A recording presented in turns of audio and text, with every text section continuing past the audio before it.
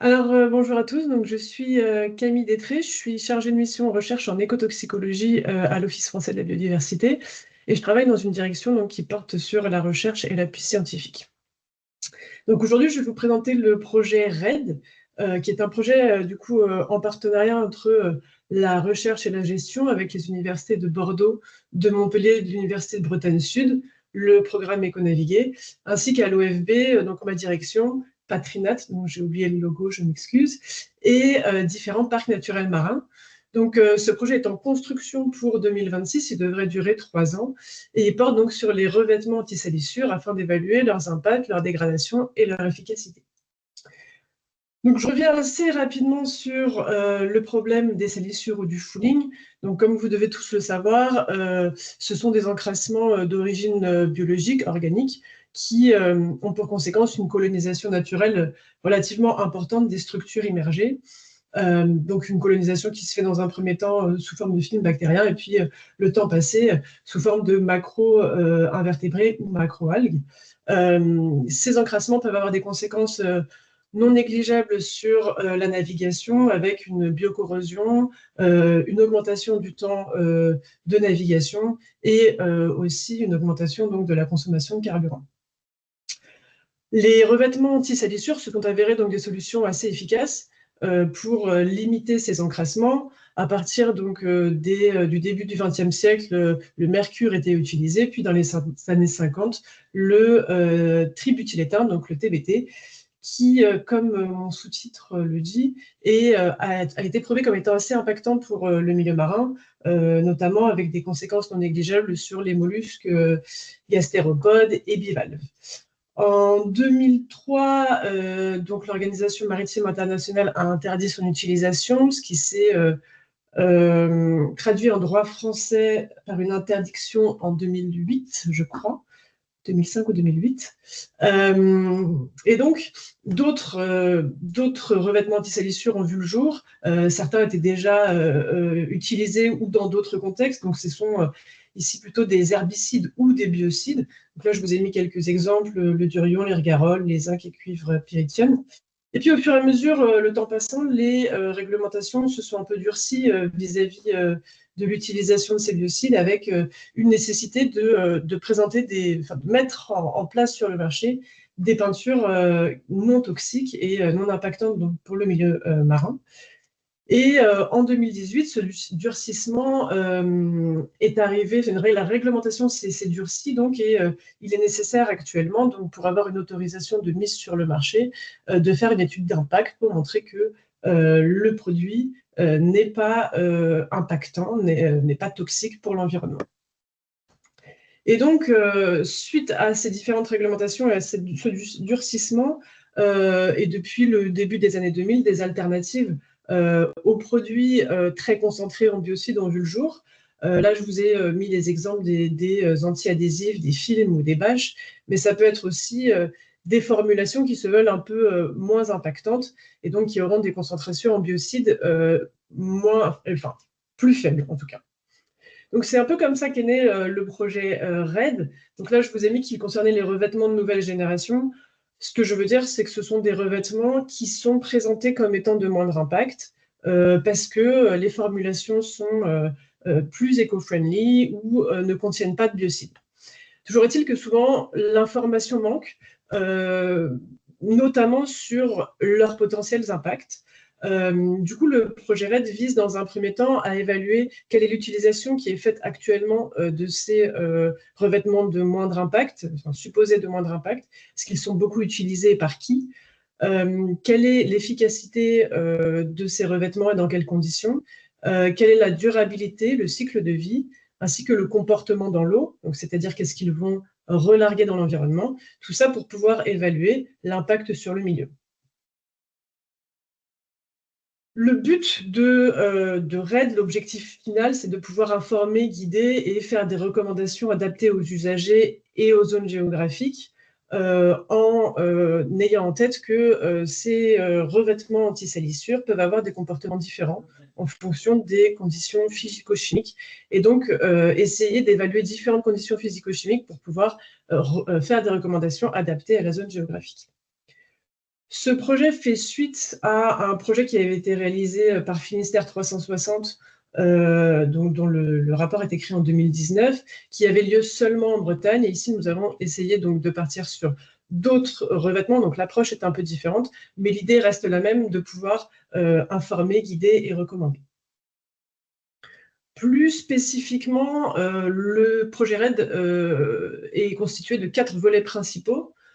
Donc le premier qui visera à évaluer, à définir quels revêtements sont considérés, donc quels sont les revêtements qui sont actuellement sur le marché, avec leurs différentes caractéristiques.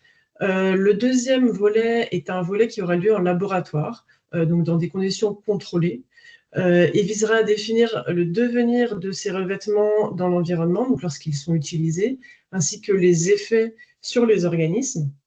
Et son pendant, c'est le volet 3 qui, lui, aura lieu dans le milieu marin, donc sur le terrain, avec différents sites dont les conditions physico-chimiques, comme je vous le disais, sont contrastées. Ici, nous souhaiterions mesurer donc l'efficacité, le devenir dans l'environnement et les effets sur les organismes. Au final, tout ça nous permettrait d'arriver à des informations pour les usagers, comme je vous parlais de l'objectif final, qui nous permettrait donc de conseiller les usagers, mais aussi les pouvoirs publics sur ces revêtements et sur leurs impacts. Alors, pour détailler un peu plus le premier volet, comme je vous le disais, vise à définir quelle peinture nous pourrions tester dans les volets 2 et 3. Et il y a un micro qui est en marche. Donc, il visera dans un premier temps à évaluer quels sont les revêtements de moindre impact environnemental qui sont proposés sur le marché. Donc, c'est vraiment une liste, le fait de répertorier, je dirais, tous les revêtements qui sont sur le marché, leur utilisation par les usagers. Donc, il y a des enquêtes qui ont été ou qui vont être mises en place par les parcs naturels marins, notamment, vers les usagers pour définir quelles sont leurs utilisations de ces revêtements, mais aussi au niveau des fournisseurs. Et enfin, quelles sont les caractéristiques de ces peintures, donc quelle est leur formulation et quelles sont leurs caractéristiques techniques, donc est-ce qu'elles sont utilisées pour des embarcations qui restent le plus souvent en mouillage ou pas, est-ce qu'elles sont utilisables, applicables par les usagers, ou est-ce qu'il faut que ce soit fait par les professionnels, etc. Donc l'idée de tout ça, c'est d'avoir un répertoire assez fourni avec toutes ces informations et peut-être plus en fonction des informations qu'on arrive à obtenir, et de sélectionner 6 revêtements.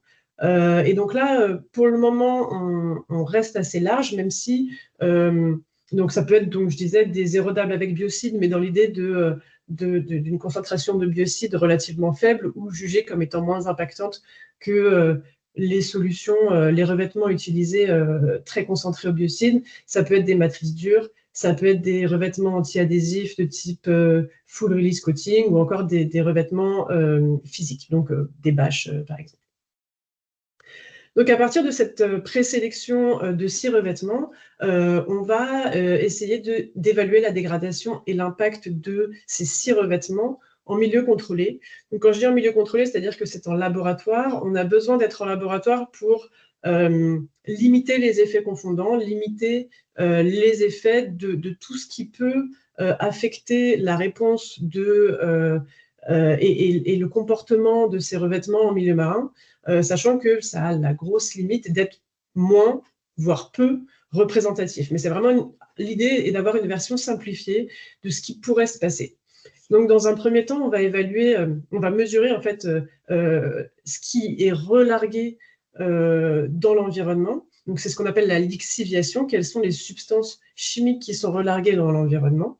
Donc, pour cela, on va faire ce qu'on a appelé une lixiviation aiguë, c'est-à-dire qu'on va évaluer ce relargage sur 6 jours, donc c'est ce qu'on représente une lixiviation de court terme, et une lixiviation plus longue, donc un relargage des substances chimiques durant 1 mois, 3 mois et 6 mois. L'idée étant de pouvoir évaluer et analyser les substances chimiques qui ont été relarguées dans le milieu après ce temps court et ces temps un peu plus longs. En parallèle de cette caractérisation chimique, nous souhaitons évaluer les effets écotoxicologiques.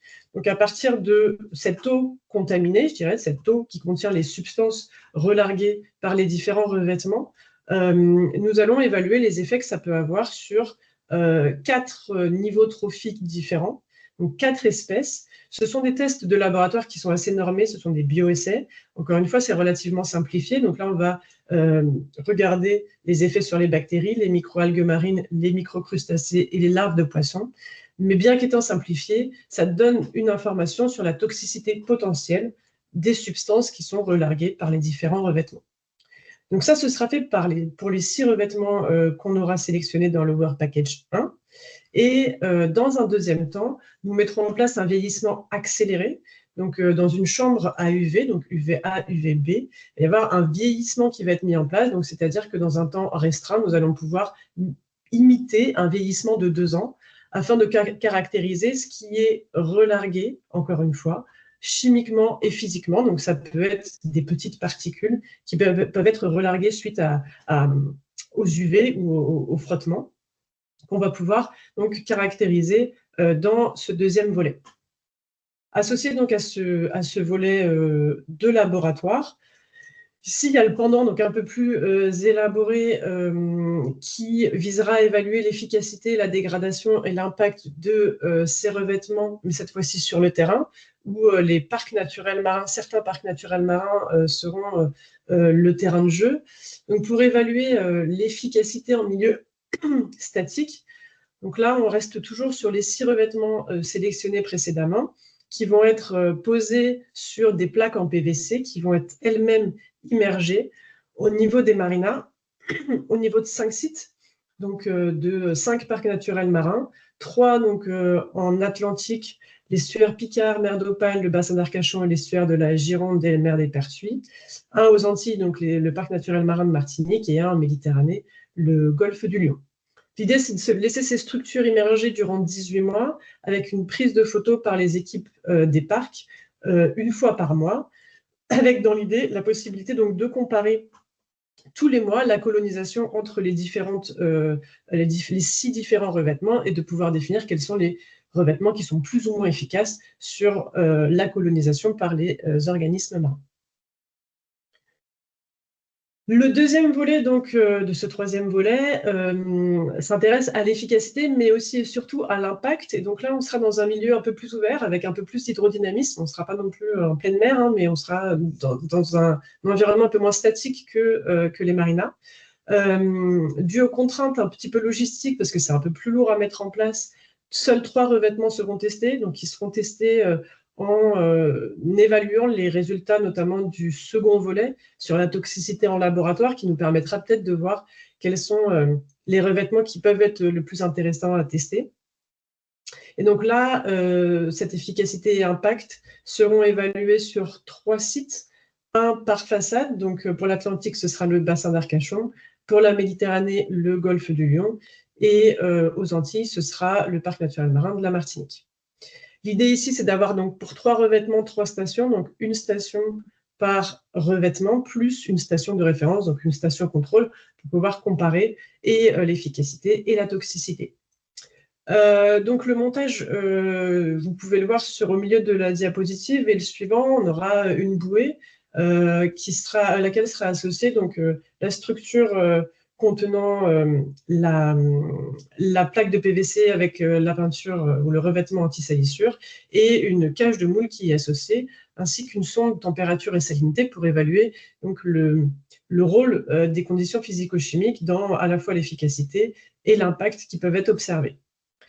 Pour ce qui est de l'efficacité, ça va être le même protocole que celui utilisé en milieu statique, donc pour la première partie de ce volet-là, sauf que cette fois-ci, on fera une photo par mois durant 6 mois. Pour les impacts, il y a deux types d'études qui vont être mises en place. Donc la première sera mise en place seulement au niveau du bassin d'Arcachon par une équipe de Patrinat qui vise à définir si certains revêtements peuvent être plus vecteurs ou non d'espèces non indigènes ou d'espèces exotiques, ainsi que de pathogènes.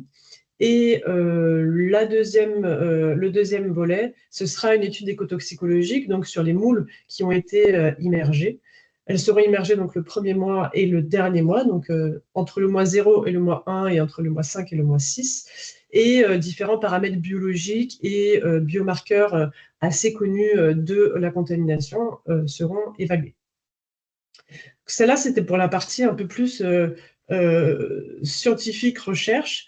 Et finalement, le dernier volet dont je vous parlais sera un peu divisé en deux parties. Une première qui sera une enquête qui permettra de construire une base de données pour favoriser, pour définir ce qui favorise ou ce qui freine en fait la transition vers des revêtements anti-salissure de moindre impact, en tout cas pour les usagers. Ce qui permettra en parallèle de fournir donc, aux autorités publiques et aux industriels des informations fiables sur les usages et donc permettant de guider la réglementation. La deuxième partie finalement de ce dernier volet, c'est de produire un guide national qui sera potentiellement déclinable pour chaque parc naturel marin de bonnes pratiques, donc en prenant en compte à la fois les usages et ce qui est facile à mettre en place ou moins difficile à mettre en place par les usagers, et les impacts que nous aurons évalués dans les volets 2 et 3. Voilà, j'ai fini. Je vous remercie.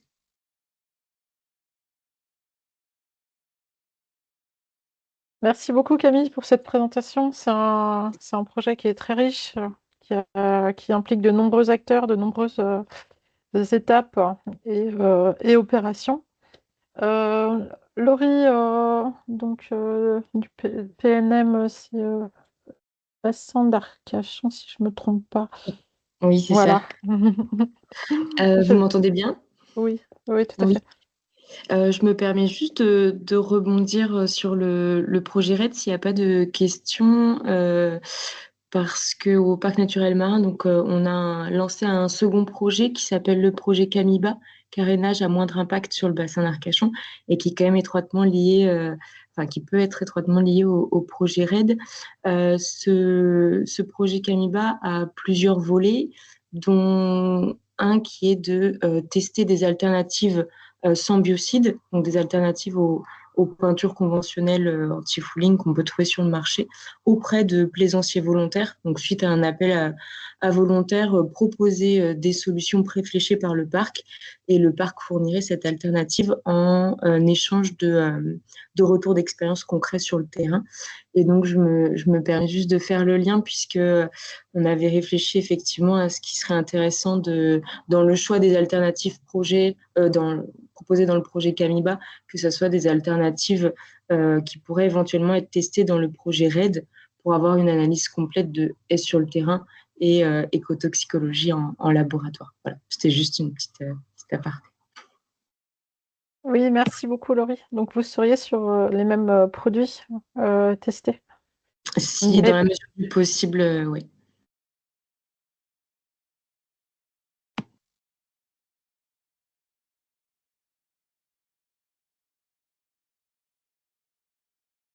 Alors, je vais pas...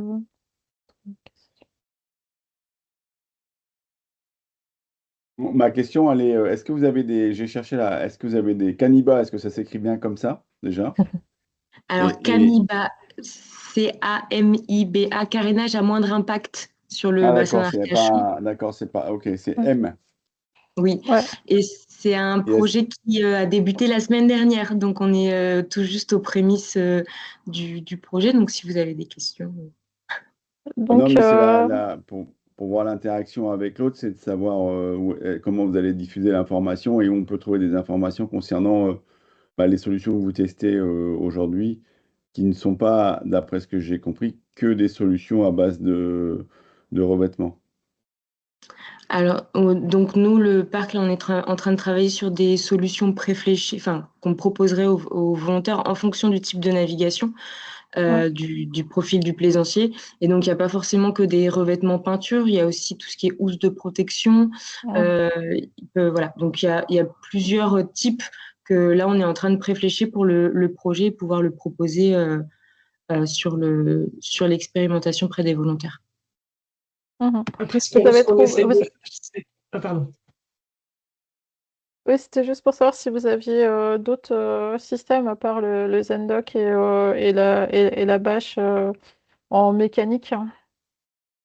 En mécanique, on aurait éventuellement une sorte d'adhésif micro-texturé, comme une sorte de covering sur les voitures, mais là, ça serait sur la partie de la carène du bateau qui serait immergée.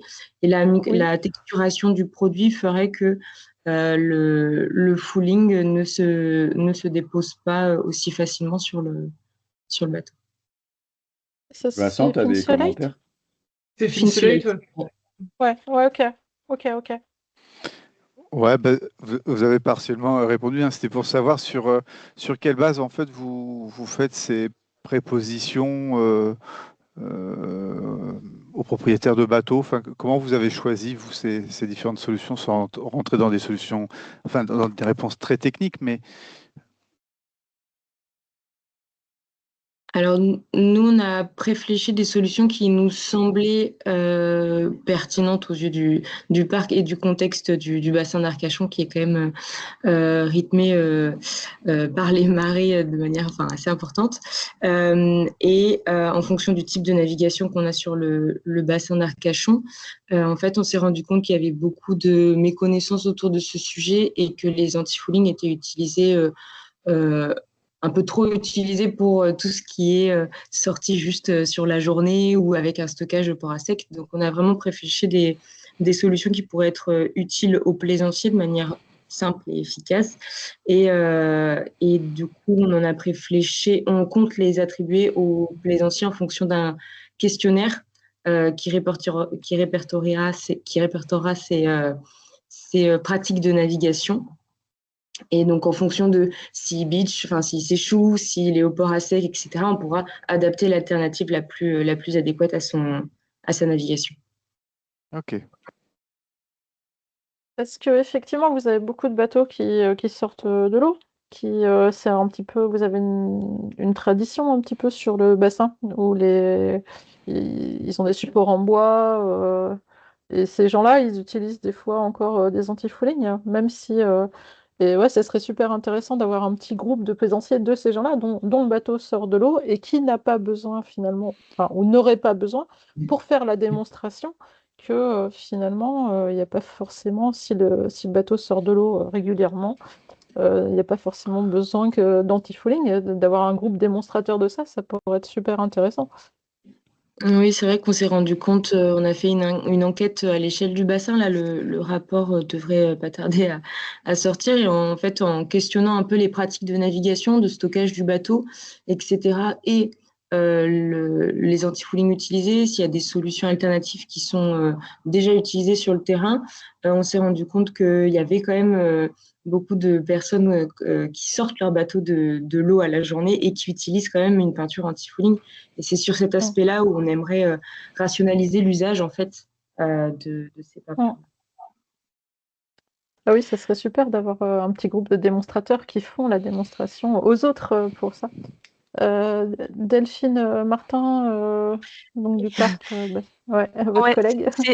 c'est ça. Non, c'est juste pour ajouter, en effet, ça c'est le constat qu'on peut faire grâce à un questionnaire qui a été fait, mais aussi à des nombreuses rencontres. En fait, en tant que parc marin, c'est vrai qu'on est présent sur des événements comme le salon nautique, mais aussi d'autres, et on a l'occasion de discuter avec des gens qui ont des bateaux, avec des plaisanciers, et c'est justement le moment de leur poser des questions sur les pratiques. Et voilà, et c'est vrai qu'on s'aperçoit qu'il y a même des gens qui ont toujours leur bateau chez eux tout au long de l'année, des bateaux qui sont dans l'eau juste la journée où ils naviguent, et qui peuvent appliquer des anti-fouling. Voilà, donc on le voit très bien on le voit dans les échanges, et puis on travaille aussi pas mal en lien avec les associations de plaisanciers aussi sur différents projets. Donc c'est vrai que voilà, ça part vraiment d'un constat qui a été, voilà, qu'on connaît depuis quelques années. Mhm. Et si vous aviez un groupe de plaisanciers là, qui ne mettraient pas d'anti-fouling et qui seraient badgés ou qui auraient un sticker qui leur permettrait de laver la carène, parce que finalement, peut-être que les carénages sont pas autorisés du fait qu'il y ait potentiellement de la peinture ou des anti-fouling qui sont dégagés. Si des gens sont volontaires pour ne pas en mettre, est-ce qu'ils ont le droit de nettoyer leur carène s'il n'y a pas d'antifouling.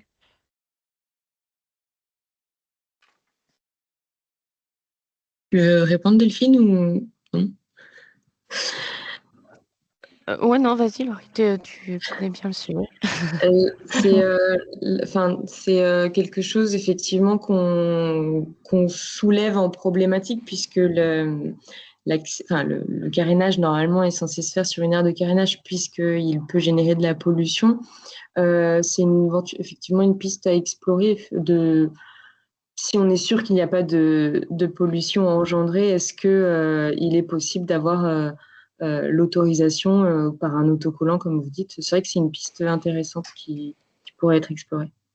Oui, parce qu'en fait, ça revient souvent de à l'huile de coude, ne mettez pas d'anti-fouling, cette recommandation, elle intervient.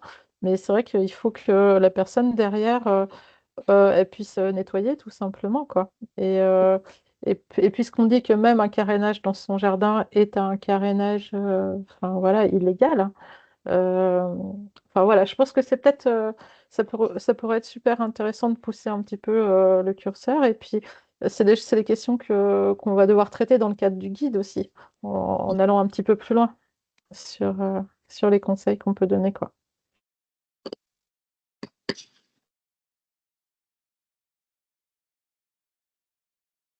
Bon, bah, s'il n'y a plus de questions, merci beaucoup.